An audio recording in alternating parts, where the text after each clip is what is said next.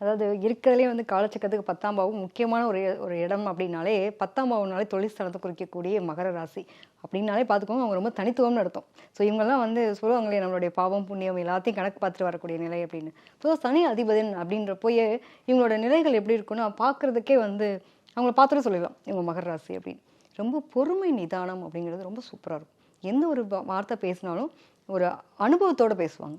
அவங்களுக்கு அந்த வாழ்க்கையில் அனுபவம் ரொம்ப அதிகமாக இருக்கக்கூடிய நபர்கள். ரொம்ப மனம் வந்து ஒரு குழந்தை ஆட்டமாக வச்சுக்கக்கூடிய ஒரு நிலையும் உண்டு. கடின உழைப்பாளி. எதையுமே வந்து எதிர்பார்த்து ஒவ்வொருத்தரும் வாழ்க்கையில் எனக்கு இது வேணும் அதுக்காக இதை செய்கிறேன். எந்த ஒரு எதிர்பார்ப்புமே இல்லாமல் நம்ம நல்லவன்ற ஒரு வார்த்தைக்காக நீங்கள் கொடுத்து பாருங்களேன் நாங்கள் எந்த அளவுக்கு இருக்கோம் அப்படின்ற மாதிரி கடின உழைப்பாளிகள். ஒரே ஒரு வார்த்தை அந்த நம்பிக்கை. அந்த நம்பிக்கைக்கு பேர் போன நபர்கள் யார் அப்படின்னு பார்த்தீங்கன்னா நிச்சயமாக மகர ராசிக்காரங்க தான். என்ன வந்தாலும் சரிங்க வாழ்க்கையில் எவ்வளோ விஷயங்கள் வரட்டுமே இதுவும் கடந்து போகணும் வாழக்கூடிய ஒரு நபர்கள்னு எடுத்துக்கலாம். ஸோ பழமையிலும் புதுமைவாதி புதுமையிலும் பழமைவாதின்னு சொல்லலாம். இவங்களை பொறுத்த வரைக்கும் எப்படின்னா அந்த சனியினுடைய தன்மை மந்தக்காரகன்னு சொல்லக்கூடிய ஒரு அமைப்பு உண்டு. ஸோ மந்தன் அப்படின்னா பார்க்குறதுக்கு தாங்க நாங்கள் ரொம்ப பாவமாக இருப்போம், பட் நாங்கள் எப்போ படம் எடுப்போம் தெரியாதுன்ற மாதிரி ரொம்ப அமைதி பொறுமை நிதானத்தை கடைபிடிக்கக்கூடிய நபர்கள். ஆனால் அவங்களுக்குள்ளேயும் ஒரு